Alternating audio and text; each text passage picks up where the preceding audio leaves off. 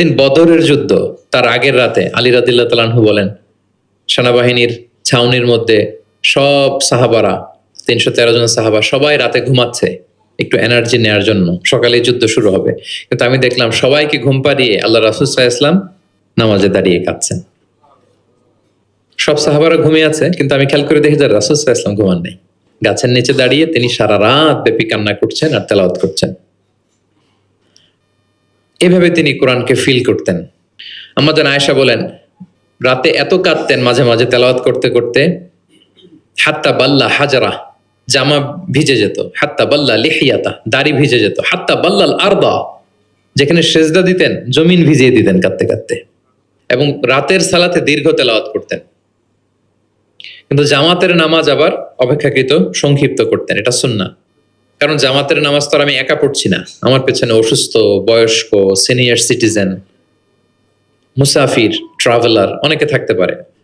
জামাতের সুযোগ পেলে আপনি শর্টকাট করবেন, মিনিমাম স্ট্যান্ডার্ডে শেষ করে দেবেন। কিন্তু একা যখন নামাজের সুযোগ পাবেন, আপনার নফল নামাজ, আপনার কিয়ামুল লাইল, তখন কি করবেন? ফালিউ তৌবিল মাশা আ, যত লম্বা মনে চায়। আমরা ভুল করি অনেকে, একা একা নামাজ পড়ার সময় তাড়াহুড়ো করে ফেলি।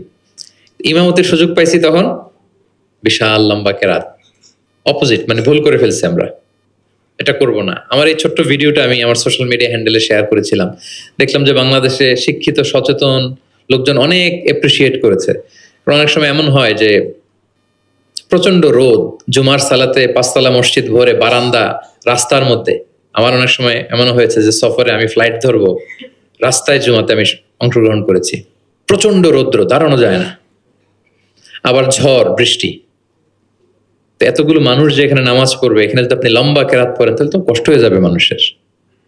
একবার আল্লাহ রাসূল সাল্লাল্লাহু আলাইহি ওয়াসাল্লাম নামাজ একটু বেশি ছোট করে ফেললেন, সংক্ষিপ্ত করে। সাহাবারা বললেন, ইয়া রাসূলুল্লাহ, এত তাড়াতাড়ি নামাজ শেষ করলেন, এত তাড়াতাড়ি তো করতে দেখি না। তখন রাসূল সাল্লাল্লাহু আলাইহি ওয়াসাল্লাম বললেন, আমি যখন নামাজে ছিলাম, উইমেন প্রেয়ার্স এরিয়া, যেটা মানে মদিনার নারীরা তো পেছনে দাঁড়াতো, তিনি বললেন ওখান থেকে আমি একটা ছোট্ট বাচ্চার কান্নার আওয়াজ শুনতে পেলাম। আমার মনে হচ্ছিল এই বাচ্চাটাকে সামলাতে বাচ্চাটার মায়ের বড্ড কষ্ট হয়ে যাচ্ছে, ওই মায়ের যাতে একটু কষ্ট কম হয় এজন্য নামাজটা আমি একটু শর্ট করে দিয়েছি। দেখেন, মানে অন্যের প্রতি সহানুভূতি, এটা আমাদের মধ্যে নাই। যে আমার ভাইয়ের একটু সুবিধা হোক, আমার বোনদের একটু সুবিধা হোক, আমার কমিউনিটির একটু সুবিধা হোক, এইটা আমরা ফিল করি না। তিনি যখন একা সালাত পড়তেন অনেক লম্বা,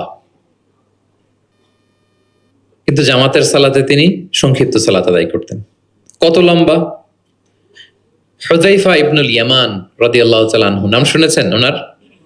হুযায়ফা মদিনার গোয়েন্দা বিভাগের প্রধান ছিলেন, হেড অফ ডিটেকটিভ ব্রাঞ্চ, আল্লাহ রাসূল সাল্লাল্লাহু আলাইহি ওয়াসাল্লামের গোয়েন্দা বিভাগের প্রধান। উনি এমন কিছু কথা কাউকে বলতেন না, কিন্তু শুধু হুযায়ফাকে বলতেন।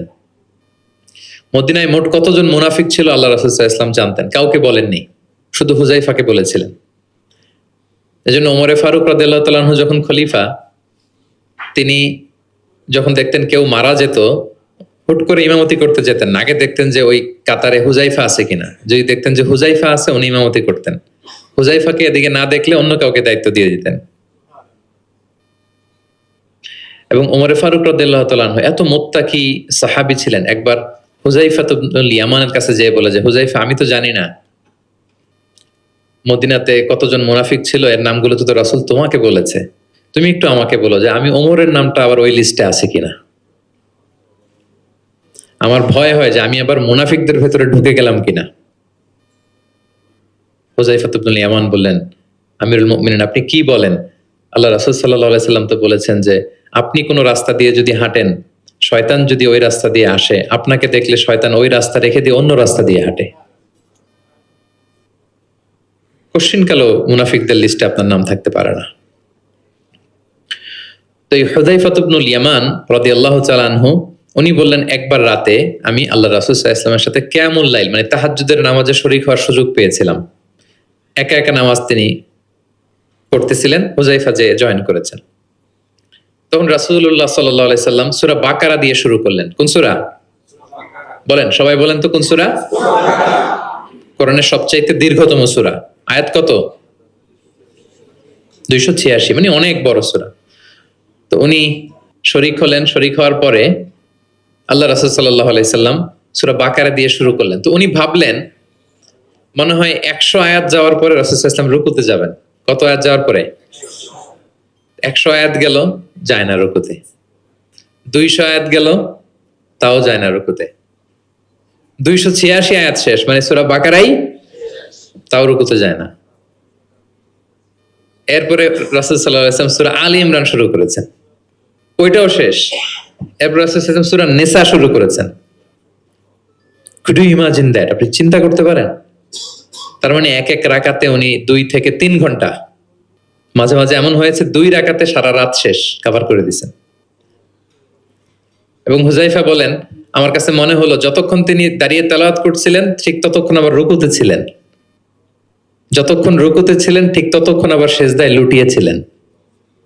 2 রাকাতে পুরো রাত তিনি শেষ করে দিয়েছেন। তাহলে রাতের সালাতে তিনি দীর্ঘ তেলাওয়াত করতেন। সব সময় তিনি তেলাওয়াত মুখর সময় কাটাতেন, দাঁড়িয়ে, বসে, শুয়ে, হাঁটা অবস্থায়, আরোহী অবস্থায়, সব সময়। অজু থাকা অবস্থায়, অজু না থাকা অবস্থায়। অজু চলে গেলেই রাসূল সাল্লাল্লাহু আলাইহি ওয়াসাল্লাম সাথে সাথে অজু করে ফেলতেন, কিন্তু অজু নেই ওই অবস্থায়ও তিনি কোরআন তেলাওয়াত করেছেন। ইবনুল কাইয়িম আল জাওজিয়া যাদুল মাআদ ফি হাদি খায়রিল ইবাদ, একটা বিখ্যাত সিরাত গ্রন্থে তিনি বলেন, লাম ইয়াকুন ইয়ামনাহু মিন কিরাআতিহি ইল্লাল জানাবা। গোসল ফরজ হয় যেই পরিস্থিতিতে, ওই পরিস্থিতি ছাড়া কোনো কিছু রাসূল সাল্লাল্লাহু আলাইহি ওয়াসাল্লামকে কোরআন তেলাওয়াত থেকে বিরত রাখতে পারতো না। মানে গোসল ফরজ হয় কোন কারণে আপনারা তো জানেন। এরকম পরিস্থিতি হলে তিনি শুধু তেলাওয়াত করতেন না, এছাড়া দাঁড়িয়ে, বসে, হাঁটছেন, আরোহণ করেছেন, অজু আছে কিংবা অজু নেই, সবসময় তিনি কোরআন তেলাওয়াত করতেন। মুআবিয়া ইবনে কুররা রাদিয়াল্লাহু তাআলা আনহু বর্ণনা করেন যে আব্দুল্লাহ ইবনে মুগাফফাল তিনি বলেন, একবার আমি রাসূল সাল্লাল্লাহু আলাইহি ওয়াসাল্লামকে দেখলাম যে তিনি উটের উপর চড়ে মক্কা বিজয়ের দিন উট হাঁকাচ্ছেন, উটের উপর বসা। তখন তিনি সূরা ফাতহ তেলাওয়াত করছেন, ইন্না ফাতাহনা লাকা ফাতহাম মুবিনা লিয়াগফিরা লাকাল্লাহু মা তাকদ্দামা মিন যামবিকা ওয়া মা তাআখার। তিনি বলেন যে আমি নিজে 8ম হিজরিতে মক্কা বিজয়ের দিন দেখলাম তিনি উট হাঁকাচ্ছেন আর পড়তেছেন ইন্না ফাতাহনা লাকা ফাতহাম মুবিনা, সূরা ফাতহ তেলাওয়াত করতেছেন। সুবহানাল্লাহ। তার মানে দাঁড়িয়ে, বসে। অনেকে আমাদেরকে প্রশ্ন করে যে হুজুর শুয়ে শুয়ে কোরআন তেলাওয়াত করা যাবে?